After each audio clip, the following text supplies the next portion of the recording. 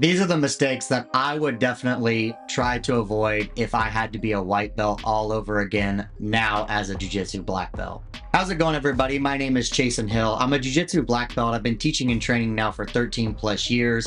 I help everyday jiu-jitsu students like yourself just get a little bit better at jiu-jitsu, whether that's training in person or online or wherever you find some resources. So you guys are here obviously to find out some information. If you're newer to this channel, make sure you hit that subscribe button down below. Also give this video a like if you're a returning subscriber. It really does help me in the YouTube algorithm. I also know most of you that are watching are not subscribed to this channel. I have the evidence. So in today's video, I want to discuss a few things that I would do differently if I was a white belt all over again. Like I said, I'm a black belt. I've been a black belt now for over 4 years, and this is a super common conversation that I have with a lot of my students. I've answered this question personally online with different people. You know, hey, if you were in my position as a white belt again, what would you do differently? What are the things that you think I would focus on? So I figured I would shoot a video over it to help you guys out. It seemed like a pretty good topic. Everyone has their own jiu-jitsu journey. So I want to preface it with that. So before you make some weird comment in the YouTube, make sure you watch the video all the way through and see where my point is coming from. Just know that my experience as a white belt and things that I would do differently may not be your experience. You might be starting jiu-jitsu at a different time than I did. We all make different mistakes as a white belt at different times, but there are some overall arcing things that I think commonly a lot of white belts make these mistakes in, including myself at this time. So one of the first things that I would definitely do differently is focus on what I most need in my training as a white belt. Now, that seems very obvious. That seems like, well, Chase, shouldn't you just focus on learning the basics and just focusing on the fundamentals?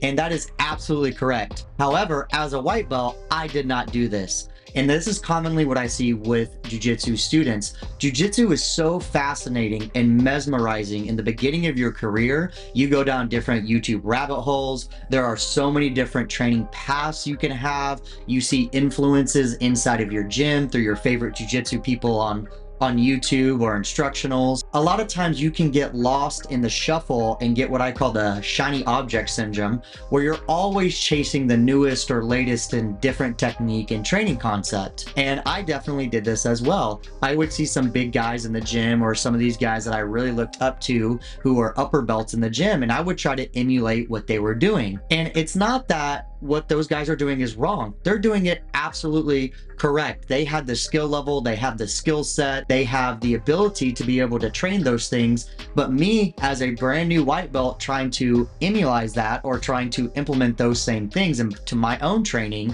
it was not the wisest decision. I felt like what it did is it actually slowed down my progression. It made me feel less confident in training because I couldn't fix very basic solutions that I should have known the answers to. And it just feels like I'm not progressing as fast. If I had to go back and do it again as a brand new white belt, I would definitely focus on what I most need. And we can make a pretty general categorization. That's the jiu-jitsu fundamentals and the jiu-jitsu basics. Learning basic escapes, learning basic submissions, learning basic counters. So those kinds of things are going to be super important for you to focus in on a white belt so it actually doesn't derail your journey. I know what a lot of you are thinking, well, that's not as fun, and I'm in jiu-jitsu to have fun, and I got to keep my appetite being fed. Well, you can do that, but it's going to slow down your journey. And so I really hope I see you in jiu-jitsu in the next 4 or 5 years, because I've been training for 13 and I've seen so many people quit because of that very reason. The next thing that I really start focusing on that I wish I would have done was start building some kind of jiu-jitsu library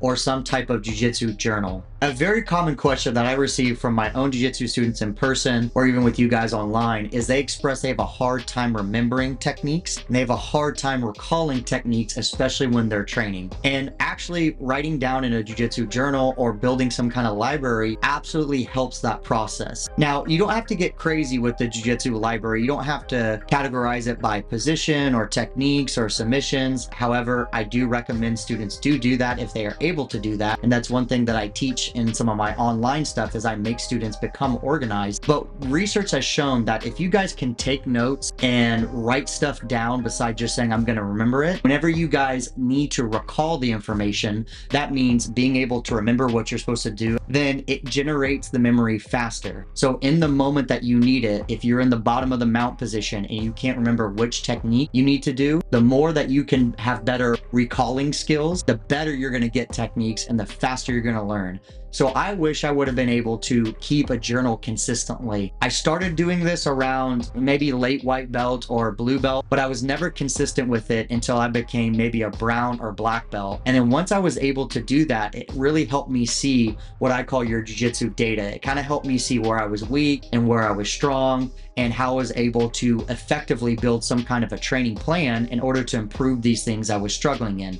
So, but definitely building some type of journal early as a white belt is super crucial and can definitely help you guys grow in your jiu-jitsu journey much faster. So I'm interested, what are some things you guys would have done differently as a white belt? Leave them down in the comments below. I'd be super happy to hear about it. If you guys are liking this information, make sure you check out my free training down below, where I give you a really detailed step-by-step ideas of how to build a fast training plan. That way you can start improving your jiu-jitsu faster and getting better. The next thing I would have done is I wish I could have learned how to use my training partners more effectively and wisely. This video right here where I talk about how to use your training partners effectively, and I'll go over it very briefly, but you want to look at your training partners like different training levels, like level 1, level 2, level 3.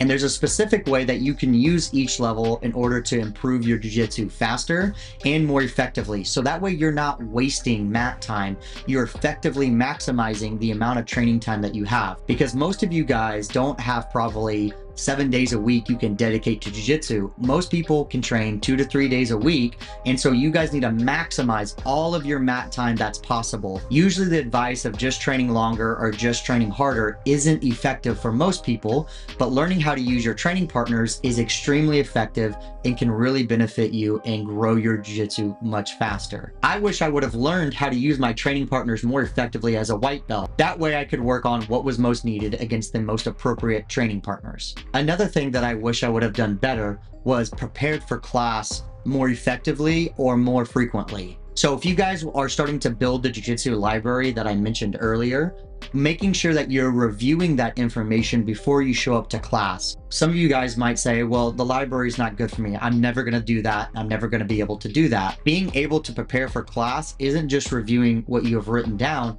Maybe you try to think about what was the last technique that you done? What was the last thing you would have done in class? Or even show up to the gym with some kind of plan.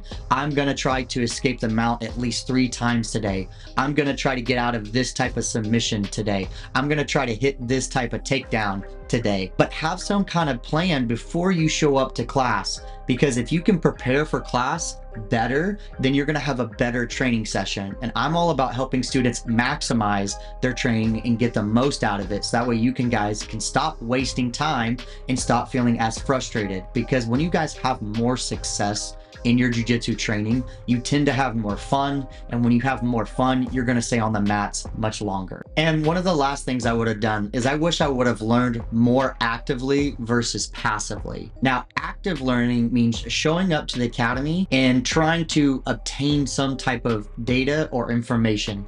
Passively, we're collecting information and learning passively all the time. It's just you're taking in as much information as you can with no direct goal. So let me give you an example of how I would learn actively if I could. Let's say I know my jiu-jitsu instructor says we're going to go over arm locks today. So now they're going to be showing a specific arm lock. I want you guys to start honing in on a specific detail that you're going to take away and start to notice specific things. So if you notice maybe what type of grip they're using, how their feet are being locked, and how maybe they're controlling the arm lock, when you're able to hone in on a specific detail, that would be active learning, as opposed to just saying, well, I'm going to take it all in and I'm just going to pick up as much as I can. That's very passive learning. Now, when you first start jiu-jitsu, everything is passive because you have no idea what you're learning.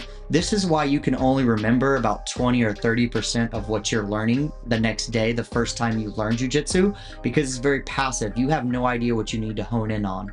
At the academy that I teach at, we have a basics and fundamentals program. where there are 30 lessons. And so you go through class 1 through 30. When we get done with 30, we repeat again over at class 1. If I was a student at my academy and I knew the classes were structured that way, where I was going to repeat and see a repetition again, then the next time I go through it, I'm going to focus in on a specific detail. I'm going to hone in on one specific idea from that class, because now I know what to expect. You guys can increase that connection better by doing more active learning versus passive learning. So start finding little details to think about and hone in on when you're learning jiu-jitsu. I wish I would have done that. Instead, I said, I'm just going to learn everything. I'm just going to take it all in. I'm going to learn faster that way. I can do that, and it will usually never work out. For some people, they're very unique and they're very gifted. They can see something one time and they can almost remember every single detail. But for most people, you guys will not be able to do that. I hope you guys found that information helpful. If you're interested, make sure you guys check out that free training